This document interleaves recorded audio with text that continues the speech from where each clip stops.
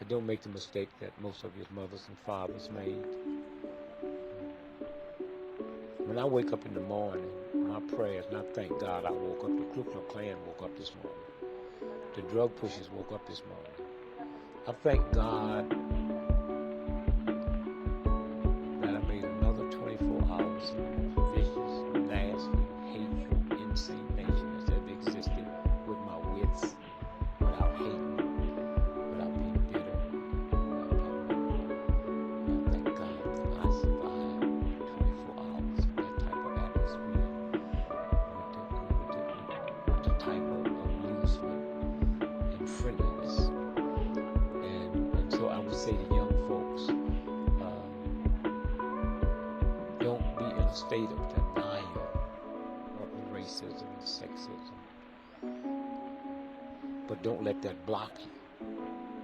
Don't teach your children that you have to be twice as good as a white. That's an awful thing to teach your children. That's like saying because you're black, white America has a right to change your dollar for 94 cents. But we used to get 50 cents, and before that we used to get nothing. Young folks have to say, we don't want more change for a dollar. Excuse me, we want a full dollar's change for a dollar, or this cash register will never ring again. Yes. I would also like for young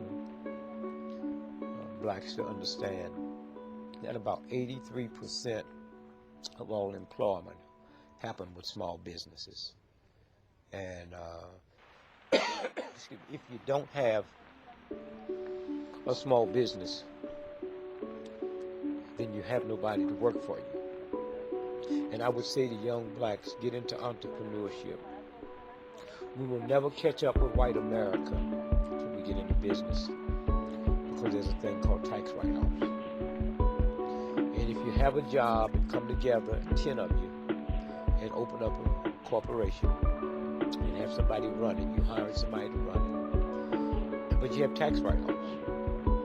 98% of people that fly first class on airplanes would not be there if that wasn't a write-off. And yet, on that first class, they gave away last year $800 million, almost $1 billion of free whiskey. But if a welfare mother asked for some apple juice for the baby, she's laughed at. And so I would say entrepreneurship, and then understand that we will never survive as a group until we get into communities and not neighborhoods. A community is, I control the police, the banks, the schools, the firefighters, and I control the flow of the money. And I have no problem when I go in a Jewish neighborhood and the shop owners are Jewish, and I go into an Italian neighborhood, shop owners are Italian. I have a problem when I come in a black neighborhood and the shop owners is not me. A Korean has a right to come in and buy my shop for $30 million more than it's worth. That's good business. But if we decide that we're not going to do business with that one, then he'll have to sell it back, or she'll sell it back to a black person for $1 million. Yes. And then the money circulates, and that's how you change. We've been so busy dealing with the hurt and the pain and the misery and glamorizing a handful that have made it, that we have never really looked at, like they say, your role model. If you haven't got a role model in your house, you should fall on your knees and pray to God, because something is wrong. Yes. And so I would say to young folks, it's not about alcohol, but it's hard for me to say that to you when a 5-year-old got to reach past mama's beer and papa's wine to get some mayonnaise. I would also say to young folks that the number one drug that will wipe you out is not cocaine, it's not heroin, it's marijuana. And they deliberately make that a recreation drug, but it stays in the muscles, it stays in the blood, and it will wipe out your memory bank.